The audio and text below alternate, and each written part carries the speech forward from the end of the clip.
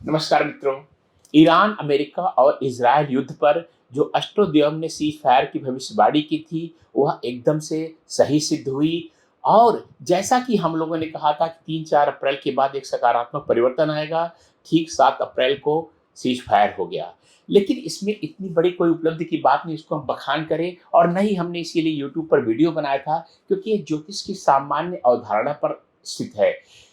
शनि और मंगल जो द्वादश बैठे हुए हैं, यानी अपने से सेकंड और ट्वेल्थ बैठे, दूसरे और 12वें बैठे हुए हैं, और उनकी सम्मिलित दृष्टि, विनाशकारी दृष्टि एक विशेष राशि पर पड़ रही थी। तो ऐसा हम लोगों को लगा था कि यह निश्चित ही कुछ बुरे परिणाम लाएगा, और ऐसा ही हुआ था। और सामान्य रूप से जो वैदिक ज्योतिष के जानकार हैं, यहाँ तक पंचांगों में भी पहले इस बारे में लिख दिया जाता था कि ऐसी संभावना उस समय युद्ध की होती है। और यह प्रक्रिया दुर्द्वादश शनि की सम्मिलित दृष्टि जो है 23 फरवरी से 2 अप्रैल को थी। 23 अप्रैल के ठीक 5 दिन बाद युद्ध शुरू हुआ था। इसीलिए 2 अप्रैल जब समाप्त हुआ, उसके ठीक 5 दिन बाद जो है यह सीज फायर की घोषणा हो गई। ये बड़ी सामान्य सी बात थी। अधिकतर जो पहले ज्योतिषी थे वो इस बातों को समझते थे, बोल देते थे, लोगों को आगाह कर देते थे।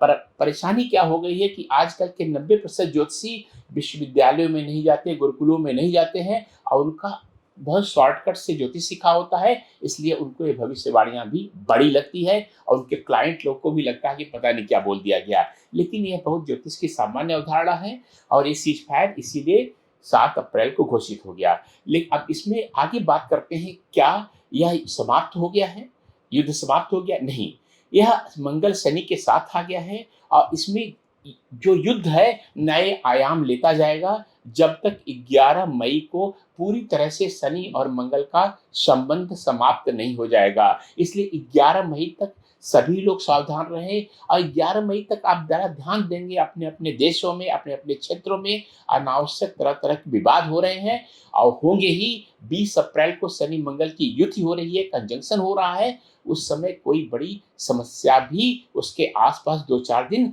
बड़ी कोई दुर्घटना, बड़ी आगजनी या बड़ी कोई समस्या आ सकती है।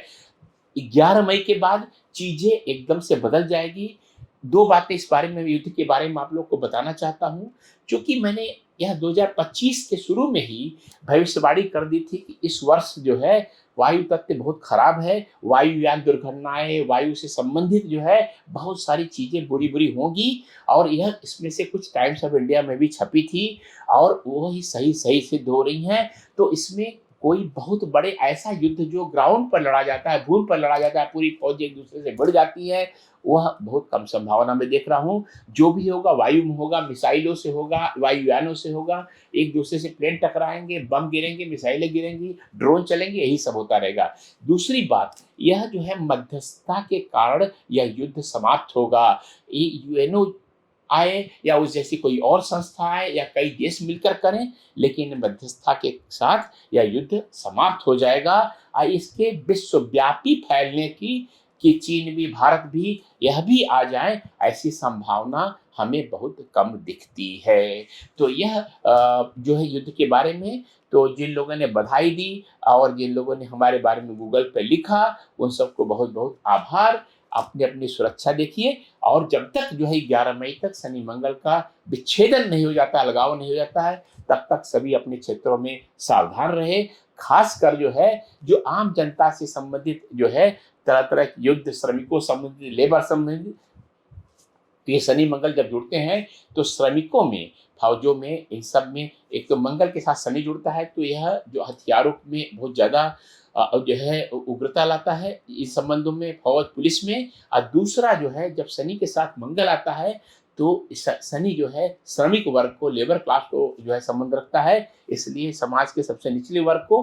तो यह बहुत बड़ी दुर्घटनाओं को भी इनसे संबंधित फैक्ट्रियों में आगजनी की बहुत सारी संभावनाएं रहती है। इससे सावधान रहें, आप सुरक्षित रहें। मैं हूं आचार्य कल्कि कृष्णन, astrodhyom.com से।